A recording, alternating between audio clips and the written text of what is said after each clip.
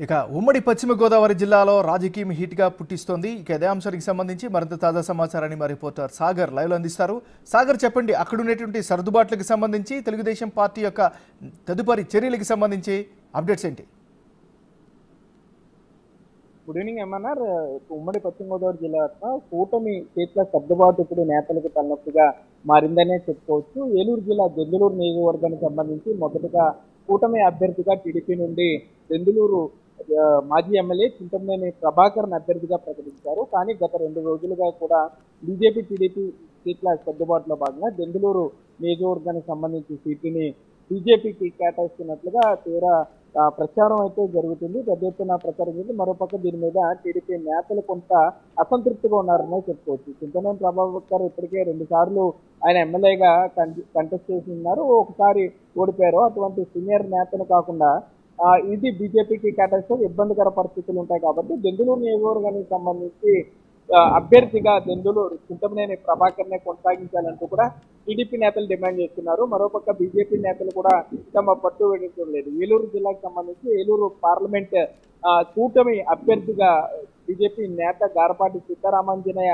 చౌదరిని ప్రకటించాలంటూ కూడా వారు పట్టుబడుతున్నారు. మరోపక్క ఇదే పరిస్థితి పశ్చిమ గోదావరి జిల్లా ఉండి నియోజకవర్గంలో ఉందని చెప్పుకోవచ్చు. ఉండి నియోజకవర్గానికి సంబంధించి సిట్టింగ్ ఎమ్మెల్యే రామరాజుకే మొదట కూటమి అభ్యర్థిగా ప్రకటించారు. ఆ తర్వాత రఘురామకృష్ణంరాజు చేరికతో కొంత మార్పులు చేర్పులు జరిగాయనే చెప్పుకోవచ్చు. రామరాజుని సంబంధించి చంద్రబాబు కొంత బుజ్జిగించే ప్రయత్నాలు చేయడం, రామరాజు తన ఆత్మీయులతో సమావేశాలు, వీటన్నిటి నేపథ్యంలో సీటు మార్పు తప్పదన్న ప్రచారంలో భాగంగా మరోపక్క రఘురామకృష్ణంరాజు సైతం తాను కూటమి అభ్యర్థిగా బరిలో ఉంటాను, అసెంబ్లీ నుండి పోటీ చేస్తే స్పీకర్ గా చూడాలనుకుంటున్నారని ప్రజలంటూ కూడా ఆయన ప్రకటించడం కూడా జరిగింది. ఈ రోజు నామినేషన్ ప్రక్రియలో భాగంగా ఉండి రఘురామకృష్ణరాజు తన సతీమణి అట్లాగే తన కుమారుడితో నామినేషన్ పత్రాలని పంపించారనే చెప్పుకోవచ్చు. అంటే అఫీషియల్ గా ఆయన నామినేషన్ దాఖలు చేశారు.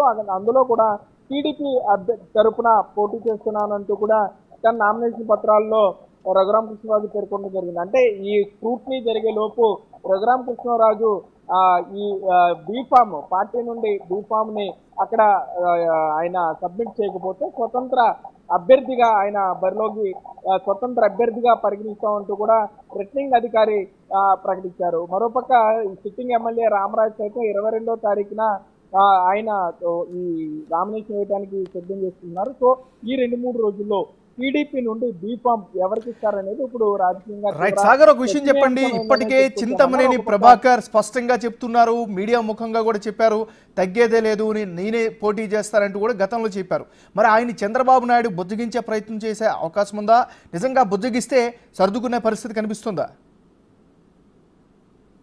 ఏమన్నారు, ఇప్పటికే చింతమనేని ప్రభాకర్ తో చంద్రబాబు మాట్లాడినట్లుగా మనకి సమాచారం అందుతుంది. చంద్రబాబుని చింతమనేని కలిసినట్లుగా అయితే పోటీకి సంబంధించి అంటే పార్టీ నిర్ణయం తీసుకోవాలని చెప్పినా కూడా చింతమనేని ప్రభాకర్ తాను ఎట్టి పరిస్థితుల్లో పోటీలో ఉంటానని చెప్పినట్లుగా తెలిసింది. మరోపక్క దెందులూరు నియోజకవర్గానికి సంబంధించి టీడీపీ క్యాడర్ బలంగా ఉంది కాబట్టి వారు కూడా చంద్రబాబు మీద టీడీపీ అధిష్టానం మీద ఒత్తిడి తీసుకొస్తున్నట్లుగా మనకి సమాచారం అయితే అందుతుంది ఏమన్నారు. దాంతో పాటుగా బీజేపీ నేత ఎవరైతే ఉన్నారో గారపాటి సీతారామాంజనేయ చౌదరి తనకు పార్లమెంట్ సీటు మాత్రమే కావాలి, అసెంబ్లీ సీటు వద్దంటూ కూడా ఆయన చెప్పడంతో ఇటు ఏలూరు పార్లమెంట్ సంబంధించి ఇప్పటికే టీడీపీ నేత బరిలో ఉన్నారు.